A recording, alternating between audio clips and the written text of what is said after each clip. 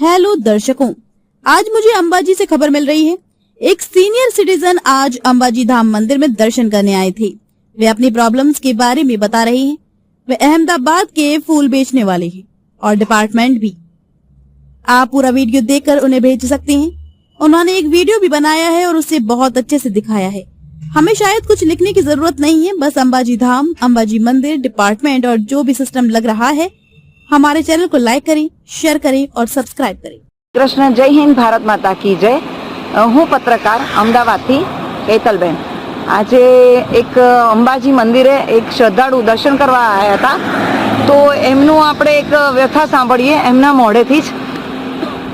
હવે અમે આજરોજ અંબાજી માતાજીના દર્શન કરવા પધાર્યા હતા, તો અમને એક એટલો બધો ખરાબ પડવો અનુભવ થયો છે કે અમે પહેલાં તો ગાડી પાર્કિંગમાં મૂકવા જતા હતા, પછી ત્યાં બહુ જ ભીડ હતી। એના હિસાબે બીજા એક કોઈ વ્યક્તિ એવું કીધું કે તમે અહીંયા આગળના ગેટે પાર્કિંગ કરી દો અને અમારી દુકાન છે ત્યાં પ્રસાદની, ત્યાંથી પ્રસાદ લેજો, પાર્કિંગનો કંઈ પૈસો આપવાનો નથી।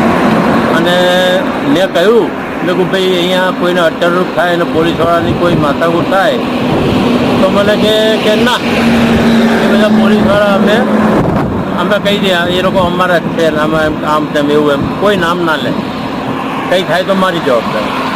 પછી અમે બધું દર્શન કરીને આવ્યા અને દર્શન કર્યા પછી અમે આવીને જોયું ગાડીમાં બેસવા જતા હતા ત્યાં અમારી ગાડીને ટાયરને લોક મારી દીધું હતું પોલીસ દ્વારા। તો અમને તો અચંબામાં પડી ગયા કે ભાઈ આ સારું અહીંયા પોલીસ ના પાડતા હતા અને પોલીસ આવી ક્યાંથી। પછી એ ભાઈને અમે પૂછ્યું, થોડી વાર ગોત્યો 2-5 મિનિટ, ત્યાં એ ભાઈ આવ્યો, મને કહે વાંધો નહીં કે તમે તમારે આમ છે ને તેમ છે ને અમારો માણસ છે, પાછો અદ્રશ્ય થઈ ગયો માણસ। પછી કોઈ કે આ તો તમે 200-500 રૂપિયા હાલજો ને કે છૂટી જશે।